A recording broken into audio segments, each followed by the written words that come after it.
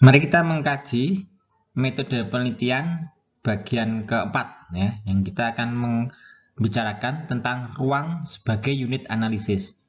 Nah, kajian ini merupakan kajian penting ya di dalam penelitian geografi. Kajian ini yang membedakan ya, antara penelitian geografi dengan penelitian yang lainnya non geografi. Akan tetapi memang unit analisis ruang ya, ruang sebagai unit analisis ini kadang juga banyak dikembangkan, digunakan oleh penelitian-penelitian yang lainnya selain geografi. Sebelumnya saya sampaikan kembali ya tentang definisi geografi. Geografi adalah ilmu yang mempelajari fenomena geosfer dalam konteks ruang dengan pendekatan keruangan, ekologi, dan kompleks wilayah guna mendukung kehidupan berkelanjutan. Nah, definisi ini secara filosofis ya bisa kita lihat ya. Pertama, fenomena geosfer ya adalah bagian dari ontologi ya. Jadi yang dikaji dalam geografi adalah fenomena geosfer ini. Jadi fenomena geosfer kita lihat dari geosfernya ya, kemudian hidrosfernya ya, kemudian atmosfernya ya. Ataupun yang secara sintetis ya, kemudian interaksi ya, antara litosfer ya, dengan atmosfer, dengan hidrosfer ya, yang menimbulkan peristiwa longsor ya. Longsor tadi menimbulkan peristiwa kebencanaan. Itu fenomena-fenomena geosfer ya, yang secara ontologis ya, ini dikaji di dalam geografi. Kemudian ada kata konteks ruang, pendekatan keruangan, ekologi, dan kompleks wilayah. Ini adalah epistemologi. Jadi mengkaji geografi semuanya masuk di dalam sebuah konteks ruang. Kemudian ada pendekatan yang digunakan, yang tentunya ini akan menjadi ciri karakteristik dari penelitian geografi. Kalau fenomena geosfer sebenarnya banyak yang ilmu yang lainnya mengkaji ya. Jadi karena itu fenomena permukaan bumi. Tapi kalau konteks ruang, ya, kemudian pendekatan, ini menjadi ciri utama dari penelitian geografi. Nah, nanti kita lihat ya di sini sebenarnya seperti apa yang kita tonjolkan di dalam konteks ruang dan konteks ruang ya di dalam video ini khusus bicara konteks ruang. Kemudian secara aksiologi bahwa ilmu geografi digunakan untuk mendukung kehidupan berkelanjutan. Jadi penataan wilayah, penataan ruang dalam rangka manusia bisa hidup secara berkelanjutan. Nah, ini yang terkait dengan definisi geografi. Kita berangkat dari definisi geografi ya. Dalam bahasan kali ini kita akan membicarakan ya, tentang konteks ruang di dalam analisis ya, di dalam metode penelitian geografi. Apa itu ruang? Saya mengambil definisi ini dari bukunya Profesor Hadi Sabari. Ruang adalah bagian tertentu muka bumi yang dapat mengakomodasi dan mempengaruhi kegiatan manusia dalam memenuhi kebutuhan hidup. Jadi ruang dalam konsep geografi dikaitkan dengan pemenuhan kebutuhan hidup, ya, khususnya manusia, ya, karena manusia menjadi objek penting dalam kajian geografi. Pada umumnya manusia hidup di ruang permukaan bumi ini akan pada sebuah area ya 3 dimensi ya. Dia ada ketinggian ya, ketinggian ini terkait dengan atmosfer ya. Terus kemudian kedalaman ya. Kedalaman ini terkait dengan dimensi litosfer ya, dan pedosfer tentunya. Kemudian luasan. Nah, luasan ini nanti akan terkait dengan biosfer dan hidrosfer. Nah, ini sfer-sfer tadi ya, ini yang berperan di dalam mengakomodasi, mempengaruhi ya, pemenuhan kebutuhan hidup manusia. Selanjutnya, apa itu analisis ruang? Nah, analisis ruang adalah variabel ruang menjadi basis utama di dalam analisis. Jadi yang ada di tinggian tadi ya, atmosfer ya, maupun di kedalaman ya, litosfer dan pedosfer ya, itu menjadi unsur variabel. Demikian juga dengan luasannya ya, biosfer, antroposfer maupun hidrosfer itu menjadi variabel-variabel yang digunakan di dalam analisis terkait ruang tadi. Konteks ruang ya. Konteks adalah kondisi ya, di mana peristiwa atau suatu keadaan terjadi. Nah, di dalam konteks ini ya, penelitian geografi ya, maka ruang menjadi batas ya, peristiwa ya, atau fenomena atau kejadian itu berlangsung. Nah, maka yang pertama adalah ruang sebagai wadah berlangsungnya fenomena geosfer. Ya, jadi kejadian peristiwa apapun ya, gejala ya, semua terjadi di dalam konteks ruang ya. Kemudian ruang memiliki batas yang jelas ya, jadi di permukaan bumi ya, kita bicara ruang, maka ruang itu harus jelas batas-batasnya di mana. Penentuan batas ruang adalah peneliti ya. Jadi siapa yang menentukan ruang ya? Kita yang melakukan penelitian. Nah, apa dasarnya ya? Berdasarkan permasalahan dan tujuan yang akan dikaji. Nah, jadi bisa jadi setiap peneliti ya akan melakukan penelitian ya terkait penelitian geografi ya, tentu dia akan memiliki masalah dan tujuan yang beragam ya, sehingga ruangnya akan juga berbeda juga. Dan batas ruang ya, ditentukan oleh pengaruh fenomena geosfer ya yang dikaji dalam ruang tersebut ya. Jadi kalau kita sudah tahu masalahnya apa, tujuannya apa ya, kemudian fenomena geosfer apa sih yang kemudian mempengaruhi ruang tersebut.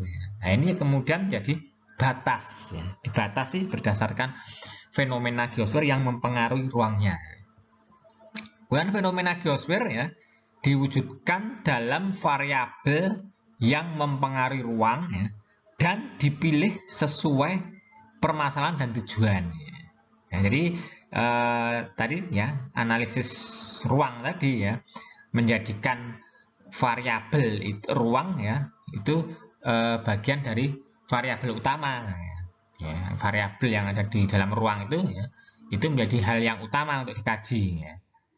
Nah, ini yang mana variabel mana yang mempengaruhi ruang tadi gitu. Ini kok dikaitkan dengan tujuan dan masalah ya. Kemudian batas ruang ya ini seharusnya ini diwajibkan ya sebisa mungkin digambarkan dalam peta ya. Karena geografi adalah peta ya. Peta adalah alatnya orang geografi ya. Maka sebisa mungkin batas ruang ya, itu jelas digambar dalam peta ya. Nah, di dalam peta berarti ruang memiliki skala ya. Nah, besaran skala itu tergantung dari tingkat kedalaman kajiannya ya. Jadi seberapa detail kajiannya ya, ini tentu akan berbeda terkait dengan skala ruangnya. Kemudian sampel dari populasi ya yang kita ambil dalam ruang tersebut, nah, itu merupakan representasi dari ruang. Jadi kajian geografi ini orientasinya ruang ya, bukan pada orientasi pada individu sampelnya ya, dari sebuah populasi. Ya. Tapi populasi tadi ya itu merupakan representasi dari ruang. Ya, populasi yang kemudian diambil samplingnya ya, itu merupakan representasi dari ruang tersebut. Berikutnya adalah wujud ruang. Wujud ruang ini kita gambarkan di dalam peta ya. Wujud ruang dapat dikelompokkan menjadi dua ya, ruang alami dan ruang artifisial. Ruang alami ya yang paling mendasar ya di dalam geografi adalah bentuk lahan ya. Bentuk lahan ini bisa berupa bentuk lahan gunung api, marin, fluvial ya, dan seterusnya ya. Ataupun bagian-bagian dari misalnya gunung api ya. Ruang kerucut gunung api ya, ruang lereng atas ya, ruang lereng tengah ya, dari gunung api ya. Atau kalau marin misalnya ruang gisik ya. Terus kemudian ruang beting gisik. Kalau fluvial misalnya ruang dataran banjir, ya, ruang tanggul alam. Semua itu bisa dibatasi ya di dalam kemudian diwujudkan dalam peta ya. Bisa juga ruang daerah aliran sungai. Nah, di das ini ya tempat akumulasi air ya dari topografi tertinggi ke terendah yang di situ ada aliran air utamanya atau sungai.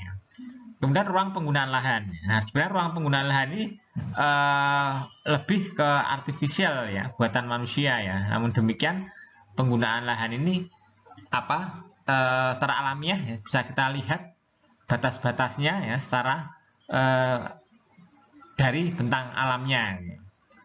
Kemudian bisa juga berupa ruang satuan medan ya, atau satuan lahan ya. Satuan medan itu ruang yang hasil sintesis ya dari unit dari peta ya, atau dari ruang yang sifatnya fisik ya. Sementara kalau satuan lahan ya, ini ada kombinasi dengan aktivitas manusia. Misalnya kalau medan itu lereng ya, kemudian bentuk lahan ya, kemudian tanah ya. Kalau satuan lahan ada lereng ya, ada medan, ada bentuk, ada lereng ya, tadi ada bentuk lahan ya, ada tanah ya, kemudian ada penggunaan lahan. Atau bisa juga ekoregion ya. Ekoregion ini biasanya terkait dengan iklim ya, vegetasi ya, dan topografinya ya. Kemudian kalau yang lebih agak global ya, ini ada landas kontinen. Kemudian yang lebih detail lagi ada sistem lereng ya, ada sistem aliran ya. Sistem aliran itu ya misalnya subdas ya, yang kecil yang kemudian mengalir ke wilayah terakumulasi di wilayah tertentu ya. Ini ruang-ruang yang kita bisa identifikasi secara alami ya. Ini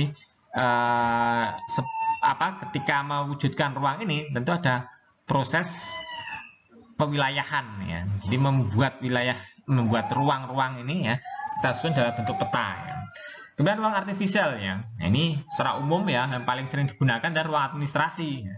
Ada dari tingkat dusun, ya, desa, ya, kecamatan ya, sampai kemudian wilayah zona ekonomi eksklusif ya di wilayah perairan. Kemudian ada kawasan ya. Misalnya kawasan fungsi industri ya, kawasan bisnis ya, kawasan pemukiman ya, kawasan konservasi ini fungsi ya, kan dari kawasan itu adalah memiliki orientasi atau fungsi tertentu ya. Kemudian ada kondisi visual ya, misalnya pemukiman kumuh ya, pemukiman tertata ya. Jadi ini ruang-ruang ini ada yang sengaja dibuat ya supaya tertata ya, tapi ada kemudian yang pembuatannya tidak terencana ya. Ada yang terencana dan tidak terencana ya. Ini ruang artifisial. Jadi ruang artifisial ini sebenarnya hasil ekspresi dari aktivitas manusia ya, baik direncanakan ya maupun tidak direncanakan. Mari kita mulai membatasi wilayah kajian ya, wilayah penelitian ya. Yang pertama kita lakukan ya, ketika kita akan membentuk unit analisis ya, adalah wilayah di mana penelitian itu akan kita lakukan dulu ya. Nah, batas luar yang akan kita batasi ini menjadi aktivitas pertama kita ketika membangun sebuah konteks ruang ya, di dalam sebuah penelitian ya. Nah, ada sebuah konsep ya bahwa ruang kajian geografi itu sebenarnya gabungan antara ruang alamiah dengan ruang artifisial ya. Jadi yang paling mendasar adalah gabungan antara ruang administrasi dan ruang das ya. Ini menjadi landasan utama dulu di dalam kajian geografi. Ruang administrasi ya, ini pada umumnya nanti akan terkait dengan pengelolaan ya. Jadi kajian tersebut bias pada umumnya ya, misalnya kita berbicara kajian kebencanaan misalnya ya, maka di situ ada aspek pengelolaan ya. Aspek pengelolaan maka dia harus menggunakan ruang administrasi sebagai ruang ya, sebagai salah satu ruang yang akan digunakan ya. Ruang luarnya ya, ruang area penelitiannya ya. Sementara ruang das ya ini akan melihat topografi ya, topografi dari puncak tertinggi ya sampai yang terendah ya. Kemudian di konteks das ini ya, semua aktivitas khususnya hidrosfer ya, itu berlangsung dan kemudian mengakumulasi di sebuah tempat ya. Karena proses akumulasi ini beragam juga ya, dari aspek tanahnya, ya, aspek penggunaan lahannya dan sebagainya. Ya. Nah, jadi kombinasi ruang administrasi ya, dan ruang das ya, ini menjadi hal pokok ya di dalam penentuan ruang kajian geografi.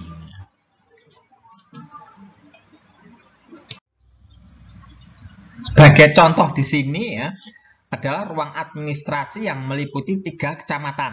Ya, ini kecamatan Pujon, ya, kecamatan Batu, ya, dan kecamatan Bumiaji. Ya.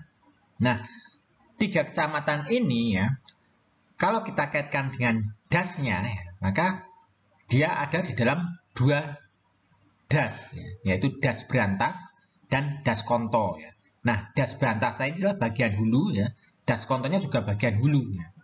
Jadi kita menggabungkan ya bahwa bagian das Konto dan das Brantas ini kita potong yang wilayahnya bertampalan dengan administrasi. Nah, di sini menjadikan ya 2 informasi ya, ruang informasi administrasi dan informasi das itu dalam 1 unit analisis utama. Setelah kita membentuk ya batas luar dari area penelitian ya, yang tadi terdiri dari ruang administrasi ya dan ruang das ya, maka berikutnya kita membagi wilayah tersebut ya di dalam unit-unit tertentu ya. Nah, ini yang pertama kita lakukan adalah unit bentuk lahan ya.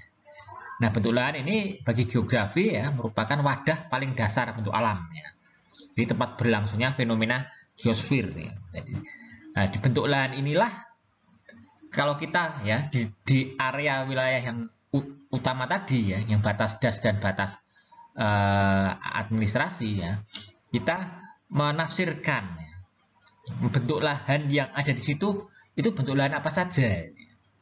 Nah, pada umumnya bentuk lahan ini kita tafsirkan dari penggunaan citra ya, atau foto udara. Ya. Nah, interpretasi ini setiap wilayah akan berbeda-beda karakteristiknya ya. Nah, contoh di sini adalah pada wilayah bentulan gunung api ya. Kemudian di sebagian yang lainnya ada bentulan fluvial. Nah, di unit-unit yang terbentuk ya, di sini ya, contoh di sini adalah terdapat sebanyak 7 ya, 7 unit bentuk lahan. Ya. Nah, 7 bentuk unit lahan ini ya yang masing-masing nantinya adalah sebagai unit analisis. Nah, jadi analisis utamanya di sini adalah menggunakan bentuk lahan ya. Dari 7 bentuk lahan tadi ya, masing-masing tadi dilakukan menjadi lokasi pengambilan sampel nantinya ya. Perlu saya tegaskan ya bahwa unit-unit yang sifatnya fisik ini ya, ini juga bisa digunakan sebagai unit analisis ya untuk populasi yang bersumber dari manusia. Di sampling dari populasi manusia ya, ini berdasarkan pada unit yang ada ya, yang dibangun secara fisik ini ya. Jadi ini tidak terbatas kepada kajian geografi fisik ya, tapi geografi manusia ya juga bisa menggunakan unit-unit yang dibangun secara fisik ini ya. Karena karakteristik ya kehidupan manusia ya tentu akan berbeda ya dalam ruang-ruang unit ini. Nah, ini juga bisa mencerminkan nantinya. Tadi kan saya sampaikan ya bahwa populasi itu representatif dari ruang. Dalam hal ini adalah populasi manusia ya, itu bisa menjadi representatif dari ruang bentuk lahan yang ada ya. Tentunya ini dilihat dari sisi manusianya ya. Jadi apakah misalnya ya ini sikap manusia ya terhadap masalah kebencanaan ya, terhadap sumber daya ya di masing-masing bentuk lahan ini ya, itu akan menunjukkan hal yang berbeda-beda ya. Selain bentuk lahan sebagai unit analisis, kita bisa menggunakan unit-unit yang lainnya ya, baik itu secara tunggal ya maupun secara terpadu ya. Secara tunggal maksudnya ya tadi ya, pertama bentuk lahan tadi ya kita gunakan bentuk lahan saja ya. Atau misalnya lereng saja itu ya. Ya, unit analisisnya berupa satuan lereng saja. Ya. Bisa seperti itu ya. Tapi akan lebih komplit lagi ya, tapi ya ini tergantung dari masalah dan tujuannya ya. Masalah dan tujuan kajian ya.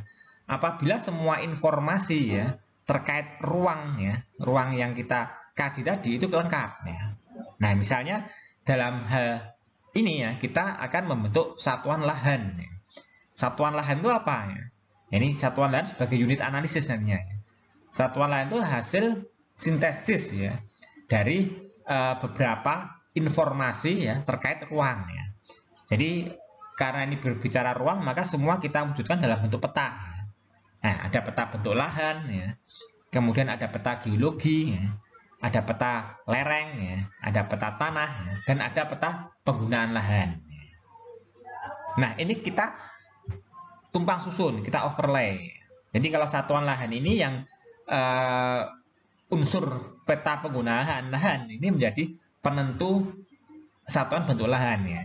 Kalau tidak ada peta penggunaan lahan ya, yang peta penggunaan lahan itu terkait aktivitas manusia ya. Jadi kalau hanya petanya peta bentuk lahan, peta geologi, peta lereng, peta tanah ya, atau kurang dari itu ya, itu kita kenal sebagai satuan medan. Nah, ini yang sebagai unit analisisnya di dalam contoh ini adalah satuan lahan ya, yang terbentuk ya dari informasi 5 peta ya, 5 informasi peta ya, peta bentuk lahan, geologi, lereng, tanah, dan penggunaan lahan. Nah, hasil overlay ini menghasilkan sekitar 33 ya, unit analisis ya. Nah, samplingnya yang kita gunakan ya itu unit analisisnya adalah 33 unit ini. Jadi ini lebih cukup banyak ya. Kalau tadi kita bentuk lahan hanya batas 7 ya. Kalau ini kita inginkan informasi yang lebih detail lagi ya, maka dia menghasilkan 33 unit analisis ini. Nah, di sini tentu informasinya akan jauh lebih komplit ya, jauh lebih lengkap. Ya. Tapi harus disadari lagi ya, ini kan semua tergantung dari tujuan dan masalahnya.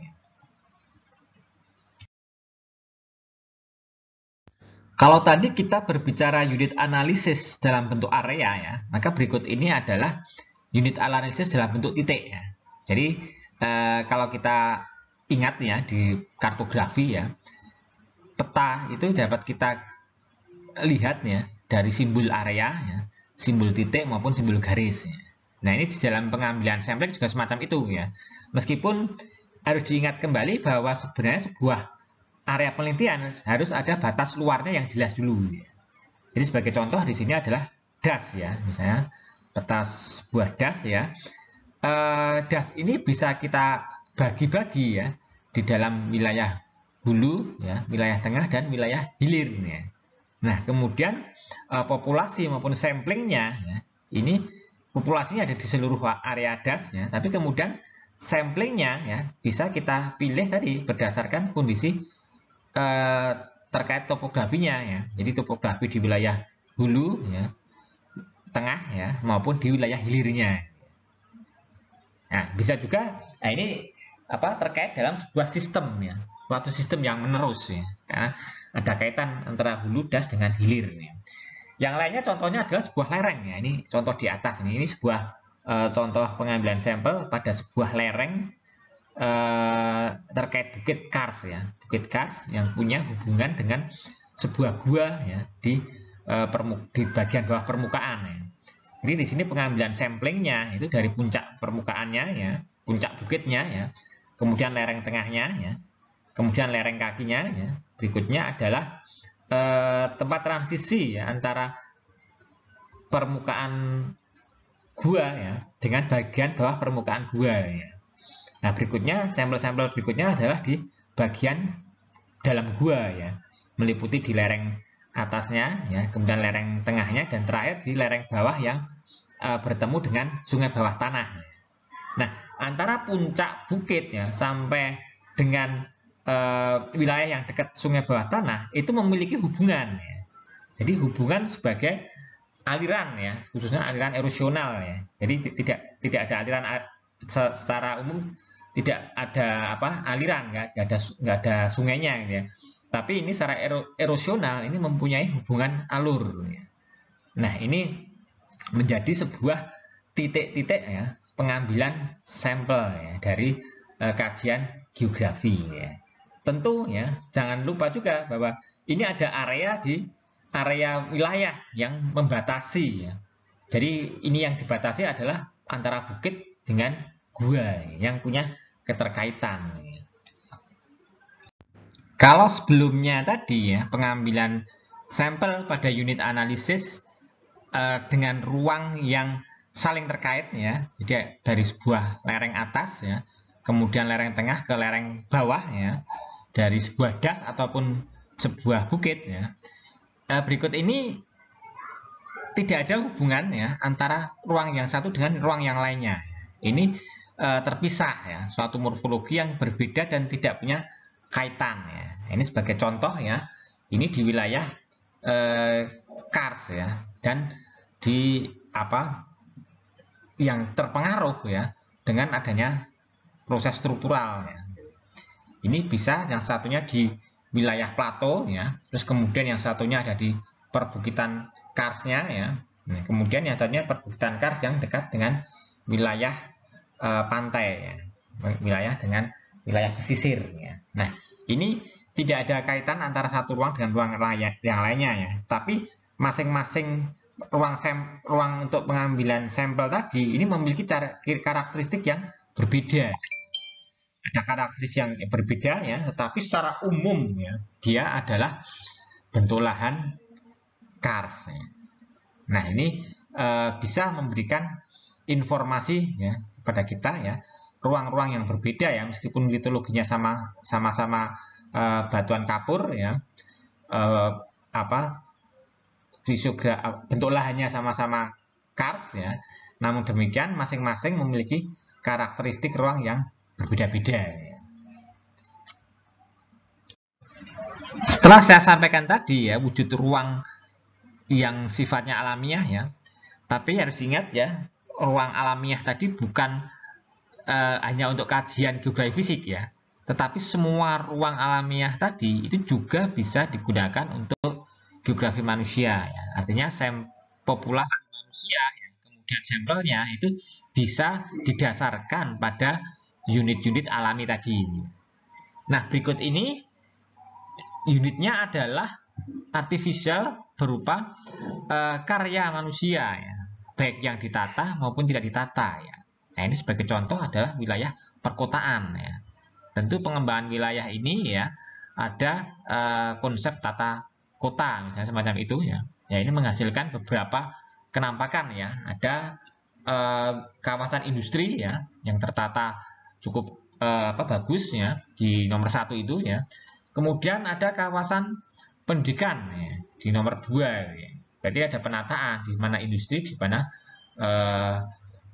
pendidikan ya. Dia bisa membentuk dalam satu area tertentu ya.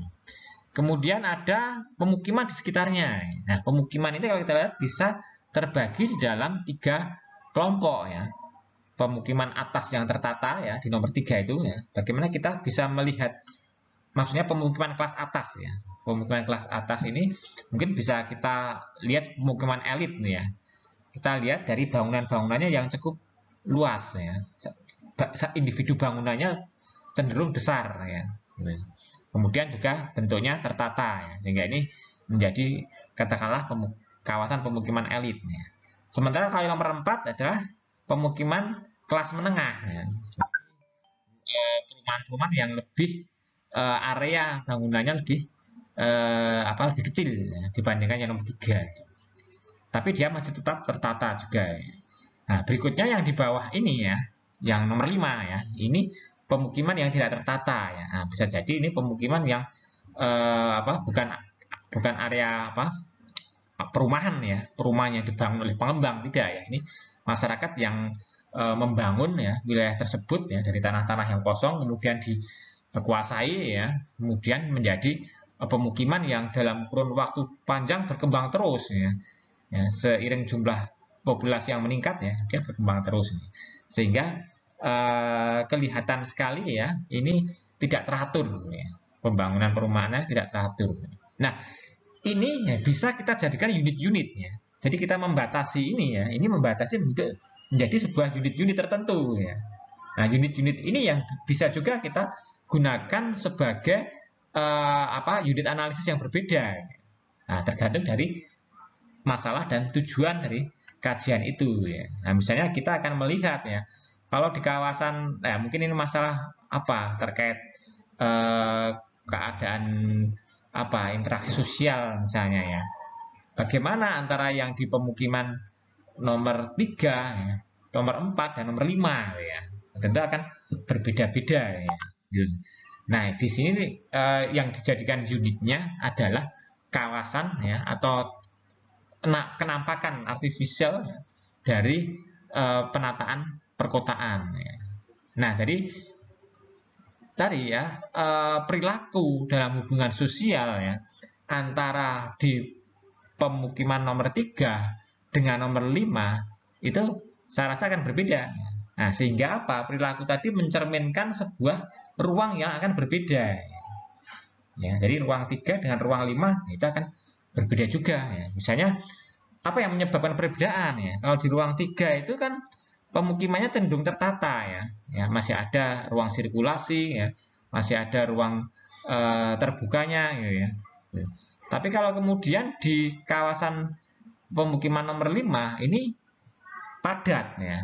Ya, sehingga mungkin lebih lebih panas ya dibandingkan kawasan nomor 3 ya, karena jarak antar rumahnya lebih padat ya. Kemudian infrastruktur pendukungnya, jalan dan sebagainya, ada yang sempit, ada yang lebar dan sebagainya ya. Tentu akan menghasilkan karakter manusia yang berbeda ya. Tingkat kenyamanan berbeda menghasilkan sikap atau perilaku manusia juga yang akan berbeda-beda ya. Nah, ini ya kemudian bisa kita gunakan sebagai unit-unit ya, kajian di dalam analisis, khususnya ini penelitian geografi manusia ya, terkait geografi manusia. Unit-unit ini cukup bagus ya digunakan untuk sebagai satuan analisis. Berikut ini adalah untuk kajian geografi manusia juga ya. Unit analisisnya berupa titik ya. Ini area penelitiannya ya, dibatasi oleh administrasi, yaitu kecamatan ya. Di dalam satu kecamatan ini ada 4 kelurahan ya. Satu kecamatan ada 4 kelurahan ya. Yang dikaji ya adalah perubahan penggunaan lahan pertanian ke non pertanian ya. Jadi lahan terbuka menjadi lahan terbangun ya, antara tahun 1987 sampai 2004 ya, 17 tahun ya. Unit yang dianalisis ya adalah titik ya. Jadi titik-titik ya di mana terjadi perubahan penggunaan lahan ya dalam kurun waktu 17 tahun ya. Nah, ini sudah dipetakan ya dengan warna merah ya. Nah, disinilah unit analisisnya ya.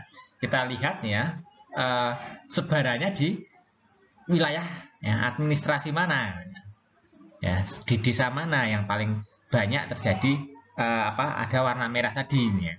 Kemudian yang lainnya misalnya orientasi pada infrastruktur utama ya, jalan utama misalnya ya, di wilayah mana ya. Kemudian adakah keterkaitan ya mengelompok di desa tertentu ya, ataupun mengelompok di fasilitas jalan raya, jalan utama. Nah, ini titik ya unit analisisnya ya dalam sebuah wilayah penelitian kecamatan. Nah, kalau tadi kita berbicara tentang penelitian kuantitatif di dalam geografi ya, kita mencoba ya ini pengambilan unit analisis dalam penelitian kualitatif ya, di dalam kajian geografi ya.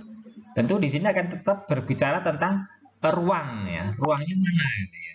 Ya, jadi kan tadi ada pernyataan ya, konteks ruang itu sebisa mungkin dipetakan ya. Ya, tapi memang kadang keengganan atau keterbatasan waktu peneliti itu tidak sempat membuat peta ya, termasuk di dalam kajian kualitatif ya. Nah, kajian kualitatif ini tetap berbicara ruang juga ya. Kalau kita lihat ya, yang menjadi ruang analisis ya, ini terkait dengan temanya ya, topiknya ya. Ini adalah pengelolaan sumber daya pesisir oleh nelayan. Nelayan di sini adalah nelayan pos tradisional ya. Nelayan pos tradisional itu adalah nelayan yang menggunakan perahu tempel ya. Jadi dia tidak lagi dayung ya. Kalau masih menggunakan dayung itu konsepnya adalah nelayan tradisional ya. Kalau pos tradisional menggunakan perahu tempel ya. Tapi tentu kapasitas perahunya ya, kekuatan perahu itu terbatas. Nah, yang membatasi wilayah adalah jangkauan kapal kurang dari 200 mil. Nah, jadi kalau kita lihat ya dari garis pantai ya.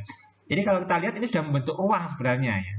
Ruang itu adalah dari garis pantai ya sampai ke 200 mil ke arah laut. Ya, ini kalau dipetakan bisa sebenarnya ya. Ya, jadi area itu menjadi wilayah ya atau daerah atau unit wilayah penelitiannya. Ya, unit analisis ya. Kalau ini karena kita kualitatif ya. Maka sebenarnya unit analisis yang digunakan di sini adalah informan-informan ya, yang dikaji ya. Dalam hal ini adalah nelayan pos tradisional ya. Nah, bagaimana kita menemukan nelayan tadi ya? Nah, ini penelitiannya terkait dengan pelabuhan ya. Pelabuhan di mana seluruh nelayan berkumpul ya untuk menjual ya hasil dari tangkapannya tadi gitu ya. Nah, ini kemudian sebenarnya kalau dikaji lebih jauh, mereka adalah nelayan yang tinggal di daerah pesisir ya. Pesisir yang sangat panjang ini ya. Ya. Tapi kemudian mereka berkumpul semua ya menjadi satu ketika mereka ada di pelabuhan perikanan ini. Nah, disitulah kemudian informan ini kita kita adakan wawancara mendalam dan sebagainya ya, terkait dengan teknik-teknik penelitian kualitatif. Ya, tapi yang jelas bahwa di sini mencerminkan ya bahwa ruang di wilayah ini ya, ruang di wilayah pesisir ini ya, bagaimana sebenarnya pengelolaan sumber daya alamnya ini bisa tercermin ya dari informasi yang disampaikan oleh informan, yaitu nelayan pos tradisional. Itu terkait dengan konteks ruang ya di wilayah ini ya. Nah, bisa juga ini ya, juga penelitian kualitatif ya. Topiknya adalah aktivitas ya masyarakat pasca erupsi gunung api. Nah, yang menjadi ruang kajian ya adalah permukiman teratas ya. Permukiman teratas yang kembali ditempati ya, setelah setengah tahun ya, pasca erupsi gunung api. Jadi kalau Anda lihat dari citra ini ya, yang bagian atasnya itu adalah puncak gunung apinya ya. Kemudian ini pemukiman paling atas yang setengah tahun itu mulai ditempati orang ya. Di atasnya lagi tidak ada orang yang menempati pemukiman ya. Meskipun ada beberapa bekas pemukiman ya, tetapi itu tidak ditempati lagi ya. Sebagian besar ada di bawahnya atau di tempat pengungsian. Kalau kita lihat ruang di sini ya, ini di sisi barat dan timurnya ini dibatasi oleh adanya sungai ya. Adanya sungai ya. Kemudian atasnya adalah tidak ada pemukiman yang lain ya. Kemudian bawahnya ya ini masih ada, karena memang konteksnya adalah pemukiman paling atas ya. Maka area ini yang menjadi daerah penelitian. Nah, ketika wilayah ini dikaji, ternyata hanya ada 3 orang ya, tiga kakak ya, yang mulai menempati pemukiman tadi, sehingga informannya ya cukup 3 ini saja. Ya, info 3 orang informan ini ya, ini sebenarnya sebuah representatif ya dari ruang pemukiman teratas yang kembali ditempati. Ya. Jadi kita bisa melihat sebenarnya ini konteks teorinya dulu adalah penghidupan berkelanjutan ya. Bagaimana mereka bisa bertahan hidup ya dalam setengah tahun pasca erupsi di tempat yang sebenarnya ini sudah hancur ya, sudah tertutup vulkanik ya, tapi kemudian mereka bangkit kembali, membersihkan dan sebagainya. Nah, ini sangat menarik sekali ya kajian ini terkait dengan ruang ya secara kualitatif ya di dalam geografi ya sebagai unit analisisnya.